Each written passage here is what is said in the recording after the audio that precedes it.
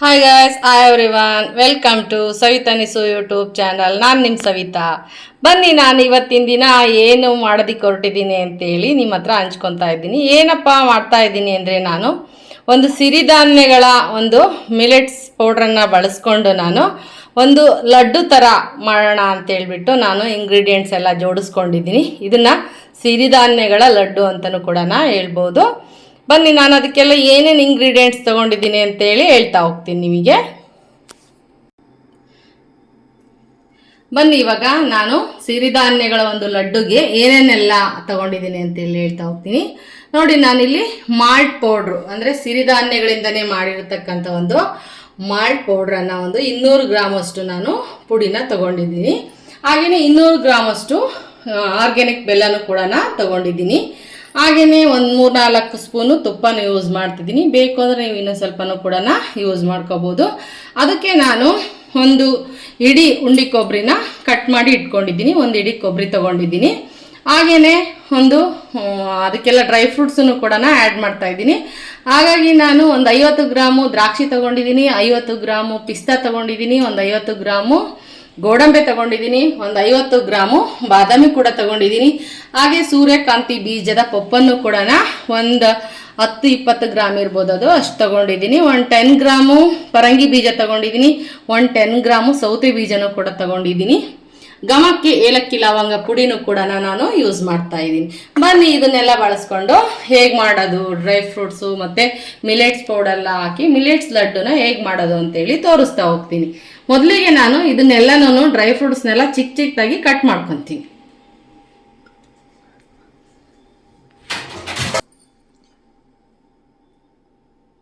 Dry ಫ್ರೂಟ್ಸ್ನೆಲ್ಲನ ಚಿಕ್ಕ ಚಿಕ್ಕದಾಗಿ first cut ಮಾಡ್ಕೊತೀನಿ.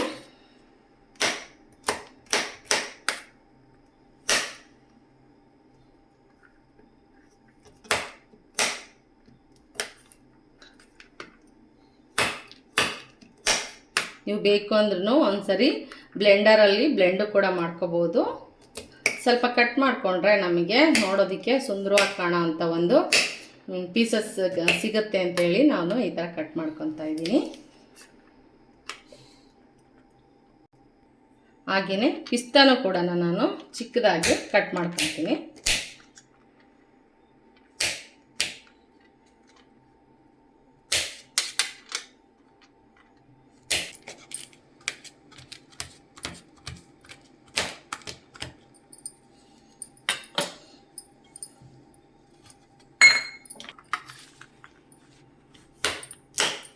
ಹಾಗೆ ಬಾದಾಮಿ ಕೂಡ ನಾನು ಚಿಕ್ಕ ಚಿಕ್ಕದಾಗಿ ಕಟ್ ಮಾಡ್ಕೊತೀನಿ.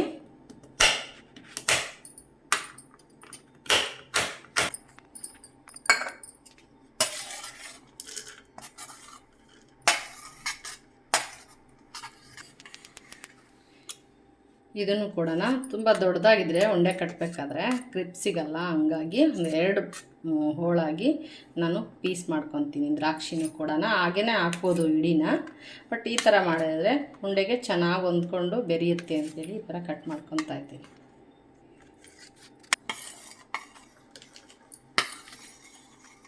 ಹಾಗೆಯೇ ಕೊಬ್ಬರಿನೂ ಕೂಡ ನಾನು ತುರ್ಕೊತಾ ಇದ್ದೀನಿ. ಒಂದು ಒಳಕೆ ಕೊಬ್ಬರಿನ ನಾನು ಅಂದರೆ ಒಂದು ಇಡಿಯಲ್ಲಿ ಒಂದು ಭಾಗ ಮಾತ್ರ ನಾನು ತುರ್ಕೊತಾ ಇದ್ದೀನಿ.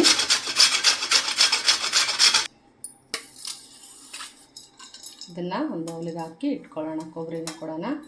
ಬನ್ನಿ, ಇವಾಗ ಹೇಗೆಲ್ಲ ಮಾಡೋದು ಅಂತ ಹೇಳ್ಕೊಡೋಣ, ತೋರಿಸ್ತೀನಿ. ಎಲ್ಲ ರೆಡಿ ಮಾಡ್ಕೊಂಡಿದ್ದೀನಿ.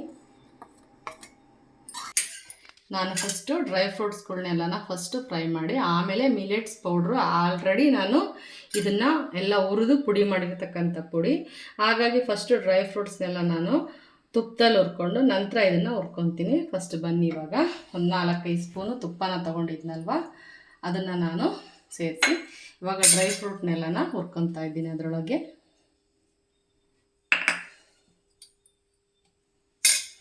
ಸ್ವಲ್ಪ ಬಿಸಿಯಾಗಲಿ ತುಪ್ಪ.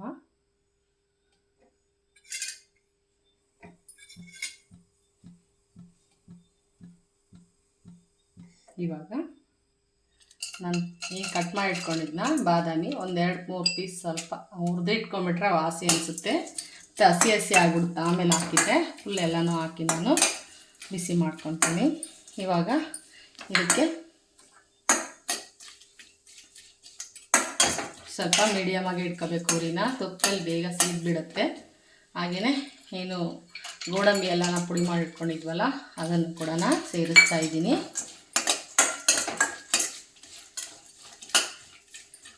ಹಾಗೆಯೇ ಪಿಸ್ತಾನು ಕೂಡ ತೊಗೊಂಡಿದ್ನಲ್ವ ಅದನ್ನು ಕೂಡ ಫ್ರೈ ಮಾಡೋದಕ್ಕೆ ಹಾಕ್ತಾಯಿದ್ದೀನಿ. ಜೊತೆಗೆ ನಾನು ದ್ರಾಕ್ಷಿನೂ ಕೂಡ ಇದಕ್ಕೆ ಸೇರಿಸ್ತಾ ಇದ್ದೀನಿ.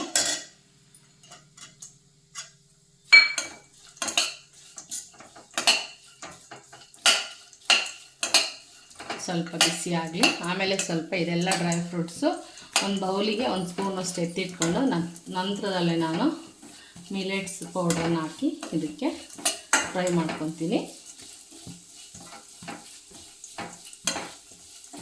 ಘಮ ಸೂಪರಾಗಿರುತ್ತೆ ತುಪ್ಪದಲ್ಲಿ ಹುರಿಯೋದ್ರಿಂದ. ಹಾಗೆ ರುಚಿನೂ ಹಾಗೇ ಇರುತ್ತೆ. ಇವಾಗ ಇದೆಲ್ಲ ಏನು ನಾನು ಸೂರ್ಯಕಾಂತಿ ಪಪ್ಪು ಮತ್ತು ಪರಂಗಿ ಪಪ್ಪು ಸೌತೆ ಪಪ್ಪು ಎಲ್ಲ ಇತ್ತಲ್ಲ ಅದನ್ನು ಕೂಡ ನಾನು ಇದಕ್ಕೆ ಹಾಕಿ ಹುರ್ಕೊತಾ ಇದ್ದೀನಿ.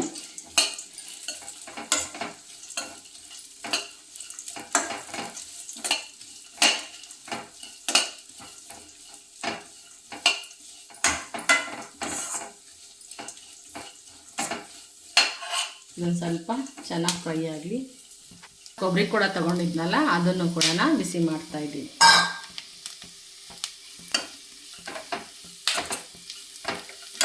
ಸ್ವಲ್ಪ ಮೀಡಿಯಮ್ ಉರಿಲೇ ಇಟ್ಕೋಬೇಕು. ಇವಾಗ ಬನ್ನಿ ಇದನ್ನು ನಾನು ಒಂದು ಬೌಲಿಗೆ ಒಂದು ಸ್ಪೂನಷ್ಟು ಎತ್ತಿಟ್ಕೊತೀನಿ. ಯಾಕೆಂದರೆ ಇದು ಗಾರ್ನಿಷಿಗೆ ಲಾಸ್ಟಲ್ಲಿ ಹಾಕಬೇಕು ಉಂಡೆ ಕಟ್ಟಬೇಕಾದ್ರೆ. ಹಾಗಾಗಿ ಇವಾಗ ಇದಕ್ಕೆ ಏನು ನಾನು ಮಿಲೆಟ್ಸ್ ಪೌಡ್ರ್ ತೊಗೊಂಡಿದ್ನಲ್ಲ ಅದನ್ನು ಸೇರಿಸ್ತಾ ಇದ್ದೀನಿ. ಇದನ್ನು ಸ್ವಲ್ಪ ಚೆನ್ನಾಗಿ ಫ್ರೈ ಮಾಡ್ಕೋಬೇಕು. ಹಸಿ ವಾಸನೆ ಏನಾದರೂ ಇತ್ತಂದರೆ ನಾವು ಜಿನ್ ಮಾಡಿಸಿದ್ಮೇಲೆ ಪೌಡ್ರ್ ಆಗುತ್ತಲ್ವ ಹುರಿದ್ಮೇಲೆ ಅದು ಎಲ್ಲ ಹಸಿ ವಾಸನೆ ಏನಾದರೂ ಸ್ವಲ್ಪ ಇದ್ದರೆ ಇಲ್ಲೇ ಫ್ರೈ ಆಗಲಿ ಅಂತ ಹೇಳ್ಬಿಟ್ಟು ನಾನು ಫ್ರೈ ಮಾಡ್ಕೊತಾ ಇದ್ದೀನಿ. ಹಾಗೆಯೇ ಸಿಮ್ಮಲ್ಲಿಟ್ಟು ಒಂದು ಕಡೆ ನಾನು ಪಾಕ ಮಾಡೋಕ್ಕೆ ಇಟ್ಕೊತೀನಿ ಬೆಲ್ಲನ.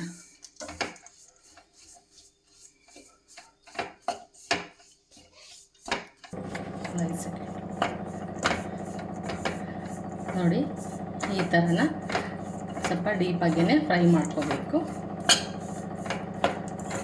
ಡ್ರೈ ಫ್ರೂಟ್ಸ್ಗೆಲ್ಲ ಇದು ಹೊಂದ್ಕೊಳ್ಳುತ್ತಲ್ಲ ತುಂಬಾ ಚೆನ್ನಾಗಿರುತ್ತೆ. ಸಿರಿಧಾನ್ಯಗಳು ಪೌಡ್ರು ಯೂಸ್ ಮಾಡೋದ್ರಿಂದ ಡಯಾಬಿಟಿಕ್ ಪೇಷಂಟು ಮಕ್ಕಳುಗಳು ಎಲ್ಲವೂ ಕೂಡ ಹೆಲ್ದಿಯಾದಂತಹ ಒಂದು ಆರೋಗ್ಯಕರವಾದಂಥ ಒಂದು ರೆಸಿಪಿ ಅಂತ ಹೇಳ್ಬೋದು. ಇದನ್ನು ದಿನಕ್ಕೊಂದು ಇದನ್ನು ತಿಂದು ಖಾಲಿ ಹೊಟ್ಟೆಲಿದ್ದಾಗ ತಿಂದರೆ ತುಂಬ ಬೆನಿಫಿಟ್ಸ್ ಇರುತ್ತೆ. ನಮಗೆ ಬೇಗ ಹಸಿವು ಕೂಡ ಆಗೋದಿಲ್ಲ ಮತ್ತು ಹೆಲ್ದಿಯಾಗೂ ದಿನ ಪೂರ್ತಿ ಹಗುರವಾಗಿರುತ್ತೆ ದೇಹ ಅಂತಲೂ ಹೇಳ್ಬೋದು. ಎಲ್ಲ ಥರದ ಸಿರಿಧಾನ್ಯಗಳನ್ನು ಯೂಸ್ ಮಾಡಿದ್ದೀನಿ. ಅರ್ಕ, ನವಣೆ, ಸಾವೆ, ಕೊರಲೆ, ಬರಗ್ಲು, ಊದನ, ರಾಗಿ, ಹಾಗೆಯೇ ಕೆಲವೊಂದೆರಡು ಸಿರಿಧಾನ್ಯಗಳ ಜೊತೆಗೆ ದ್ವಿದಳ ಧಾನ್ಯಗಳನ್ನು ಕೂಡ ಸೇರಿಸಿದ್ದೀನಿ ನಾನು. ಹುರುಳಿ, ತೊಗರಿ, ಕಡಲೆಕಾಳು ಇದೆಲ್ಲನೂ ಸ್ವಲ್ಪ ಸ್ವಲ್ಪ ಹಾಕಿ ಮಿಲೆಟ್ಸ್ ಪೌಡ್ರನ್ನು ತಯಾರಿಸಿದ್ದೀನಿ ನಾನು. ಹಾಗಾಗಿ ತುಂಬ ಶಕ್ತಿಯುತವಾಗಿರುತ್ತೆ ಇದು ಹೆಲ್ದಿ ರೆಸಿಪಿ. ಇದರಲ್ಲಿ ಇನ್ನೊಂದು ಏನು ಬೆನಿಫಿಟ್ಸಪ್ಪ ಅಂದರೆ ಮೆಂತ್ಯನೂ ಕೂಡ ಸೇರಿಸಿದ್ದೀನಿ ಈ ಮಾಲ್ಟ್ ಪೌಡ್ರಿಗೆ. ತುಂಬ ಚೆನ್ನಾಗಿರುತ್ತೆ ಇದು ಹೆಣ್ಮಕ್ಳು ಬಾಣಂತಿಯರಿಗೆ ಮತ್ತು ಮಕ್ಕಳಿಗಂತೂ ತುಂಬಾ ಒಳ್ಳೆಯ ರೆಸಿಪಿ ಅಂತಂದು ಕೂಡ ಹೇಳ್ಬೋದು. ಬನ್ನಿ ಇವಾಗ ಬೆಲ್ಲನ ಪಾಕ ಮಾಡೋದಕ್ಕೆ ಇಟ್ಕೊಳ್ಳೋಣ. ಇದನ್ನು ಇದ್ರ ಮೇಲೆ ನಾನು ಸ್ವಲ್ಪ ಹೊತ್ತು ಇಡ್ತೀನಿ ಪಾಕ ಆಗೋ ತನಕ. ನಾನಿಲ್ಲಿ ಒಂದು ಟೀ ಗ್ಲಾಸಷ್ಟು ನೀರನ್ನು ಸೇರಿಸ್ತೀನಿ. ಇದಕ್ಕೆ 200 ಗ್ರಾಮ್ ಬೆಲ್ಲ ತೊಗೊಂಡಿದ್ನಲ್ಲ ಅದನ್ನು ಸಮೇತ ಕರಗ್ಸೋಕೆ ಇಟ್ಕೊತಾ ಇದ್ದೀನಿ. ಒಂದು ತಿಳಿ ಪಾಕ ಬರಬೇಕು ಆ ಥರ ನಾನು ಪಾಕ ಮಾಡ್ಕೊತೀನಿ.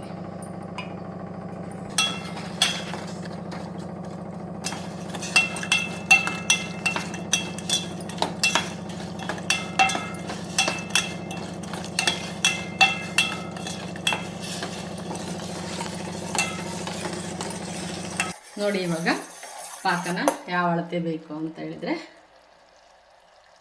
ಒಂದು ಲೈಟಾಗಿ ಒಂದು ಹಿಂಗೆ ಬಂದರೆ ಸಾಕು. ಇದು ಸಾಕು ಅನ್ಸುತ್ತದ. ಇವಾಗ ತೆಗೆದು ನಾನು ಉಂಡೆನ ಕಟ್ತೀನಿ. ಬನ್ನಿ, ನಾನಿಲ್ಲಿ ಏಲಕ್ಕಿ ಲವಂಗ ಪುಡಿನೂ ಕೂಡ ಒಂದು 3/4 ಸ್ಪೂನು ಟೀ ಸ್ಪೂನಲ್ಲಿ ಎಲ್ಲನ ಪುಡಿ ಮಾಡಿಟ್ಕೊಂಡಿರೋ ಪುಡಿನ ಹಾಕ್ಕೊತಾ ಇದ್ದೀನಿ. ಇದೊಂದು ಸರ್ತಿ ನೀಟಾಗಿ ಮಿಕ್ಸ್ ಮಾಡಿ ಇವಾಗ ಈ ಪಾಕ ಕಾಸ್ಕೊಂಡಿದ್ವೋ ಅದನ್ನು ಇದರೊಳಗೆ ಹಾಕ್ಕೊಂಡು ಕಟ್ಟೋಣ. ಭಾಳ ಮಾಡ್ಕೊಳ್ಳೋದಾದರೆ ನೀವು ಒಂದು ತಟ್ಟೆಗೆ ಹಾಕ್ಕೊಂಡು ಅದನ್ನು ಆಮೇಲೆ ಕಟ್ಕೊಳ್ರಿ. ಯಾಕೆ ಅಂದರೆ ಪಾಕ ಕೆಲವೊಂದು ಸಾರಿ ಹಿಡಿಯುತ್ತೆ, ಇನ್ನೊಂದು ಸ್ವಲ್ಪ ಬೇಕು ಅನಿಸುತ್ತೆ, ಆವಾಗ ಮಾಡ್ಕೋಬೋದು. ಇಲ್ಲ ಉಳಿದ್ರೆ ಇದನ್ನು ಹಾಕ್ಕೊಂಡು ನಾವು ಮಿಕ್ಸನ್ನು ಮಾಡ್ಕೋಬೋದು. ನಾನಿಲ್ಲಿ ಸ್ವಲ್ಪನೇ ಹಾಕ್ಕೊಂಡು ಕಟ್ತೀನಿ ಉಂಡೆನ. ಇವಾಗ ಬನ್ನಿ ಇನ್ನೂ ಸ್ವಲ್ಪ ಸೋಸ್ಕೊಳ್ಳೋಣ ಹಾಗೆ ಪಾಕನ.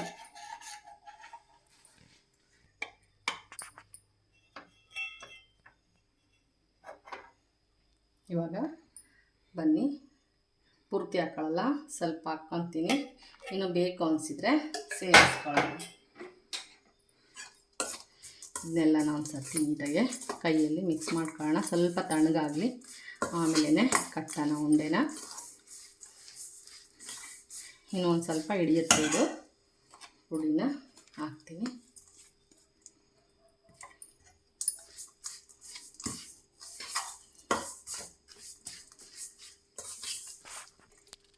ಹಿಡಿತಾ ಇಲ್ಲ,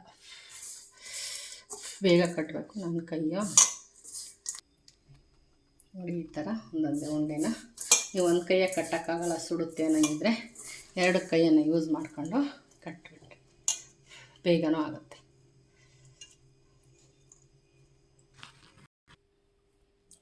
ನೋಡಿದ್ರಲ್ಲ ಉಂಡೆಗಳು ಯಾವ ಥರ ಬಂದಿದೆ. ನಾನು ತಗೊಂಡಿದ್ದಂಥ ಕ್ವಾಂಟಿಟಿಗೆ ಎಷ್ಟು ಉಂಡೆ ಆಗಿದೆ ಅಂತೇಳಿ. 3, 6, 9, 12, 15 ಉಂಡೆಗಳು ಆಗಿದ್ದಾವೆ ನೋಡಿರಿ. ತುಂಬಾ ಚೆನ್ನಾಗಿರುತ್ತೆ. ಒಂದು ಹೆಲ್ದಿಯಾಗಿ ದಿನ ಒಂದೊಂದು ಈ ಥರ ಉಂಡೆನ ನಾವು ಖಾಲಿ ಹೊಟ್ಟೆಗೆ ತಗೊಂಡ್ರೆ ತುಂಬ ಆರೋಗ್ಯಕರವಾಗಿ ಇರುತ್ತೆ ಅಂತ ಹೇಳೋಕ್ಕೆ ನಾನು ಇಷ್ಟಪಡ್ತೀನಿ. ನೋಡಿ ಈ ಥರ ಎಲ್ಲನ ಮಾಡ್ಕೊಳ್ಳಿ. ಮಿಲೆಟ್ಸ್ ಕುಡಿಯೋಕ್ಕೆ ಕೆಲವರು ಇಷ್ಟಪಡಲ್ಲ, ಸ್ವೀಟ್ ಆದರೆ ಚೆನ್ನಾಗಿರುತ್ತೆ ಅನ್ನೋರು ಈ ಥರ ಉಂಡೆಗಳನ್ನು ಮಾಡಿಕೊಂಡ್ರೆ ಶುಗರ್ನವ್ರಿಗೂ, BP, ಶುಗರು ಎಲ್ಲ ಏನು ಅನಾರೋಗ್ಯದಿಂದ ಇರ್ತಾರಲ್ವ, ನಿಶಕ್ತಿ, ನಿತ್ರಾಣದಿಂದ, ಅಂಥವ್ರಿಗೂ ಕೂಡ ಈ ಥರ ಉಂಡೆನ ಮಾಡಿಕೊಡಿ. ತುಂಬಾ ಚೆನ್ನಾಗಿರುತ್ತೆ. ಈ ವಿಡಿಯೋ ನಿಮಗೆ ಇಷ್ಟ ಆದರೆ ಒಂದು ಸಬ್ಸ್ಕ್ರೈಬ್ ಮಾಡ್ಕೊಳ್ಳಿ, ಹಾಗೆ ಶೇರ್ ಮಾಡಿ, ಕಮೆಂಟ್ ಮಾಡಿ ಅಂತ ಹೇಳ್ತಾ ನೆಕ್ಸ್ಟ್ ವಿಡಿಯೋದಲ್ಲಿ ನಾನು ನಿಮ್ಮ ಜೊತೆ ಸಿಗ್ತೀನಿ. ಬಾಯ್, ಮತ್ತೆ ಸಿಗೋಣ.